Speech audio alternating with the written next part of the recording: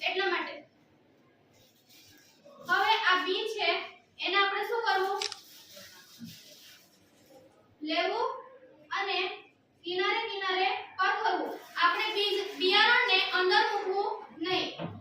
આ રીતે કિનારે કિનારે આપણે મશરૂમના બિયારણને મૂકતા જવું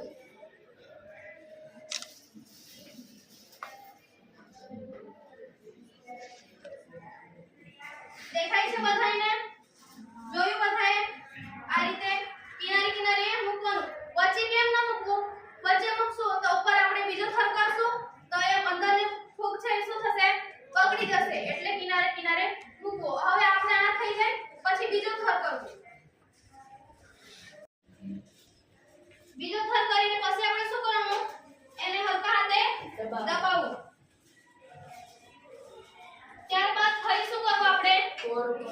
બીજની વાવણી કરવાની બીજની વાવણી કઈ રીતે કરવાની કિનારે કિનારે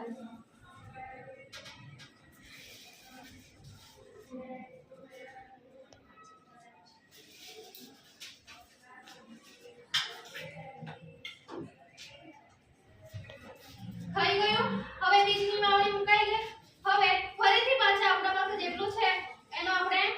થર કરીશું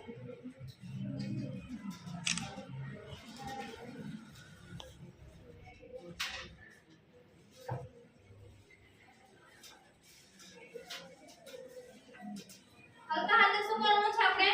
દબાવવાનું છે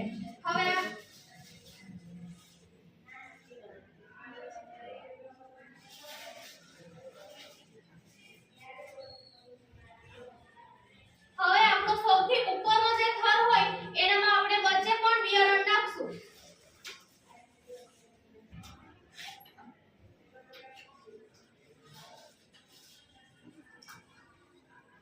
હવે આ રીતે બિયારણ છેલ્લે સુધી ભરાઈ જાય પછી આપણે એને શું કરશું પ્લાસ્ટિકની જે દોરી હોય એના વડે બાંધી દેશું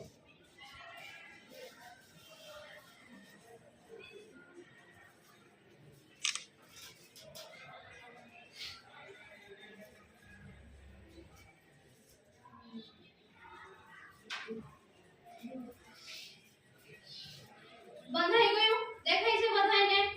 હવે બંધાઈ ગયા પછી આ પ્લાસ્ટિકની બેગમાં આપણે કાણા કરીશું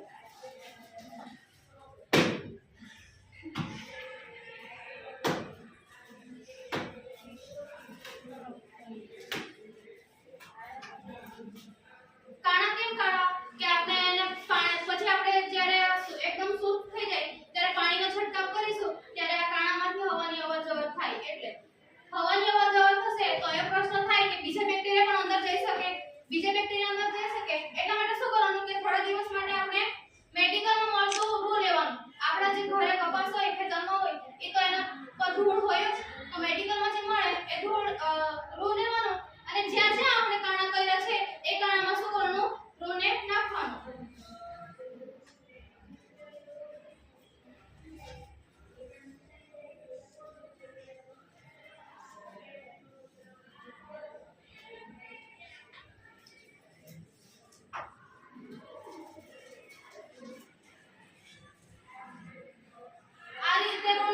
આપણે આજે જ્યાં જ્યાં કાણા કર્યા છે ત્યાં આપણે શું કરવું રૂને નાખી દેવું નખાઈ ગયું હવે આપણું આ શું થઈ ગયું બેગ તૈયાર થઈ જશે બેગ તૈયાર થયા પછીની પ્રક્રિયા આપણે તેનામાં સમજીશું બેગ તૈયાર થઈ ગયો આ રીતે આપણે જે કાણા કર્યા છે ત્યાંનું મૂકવાનું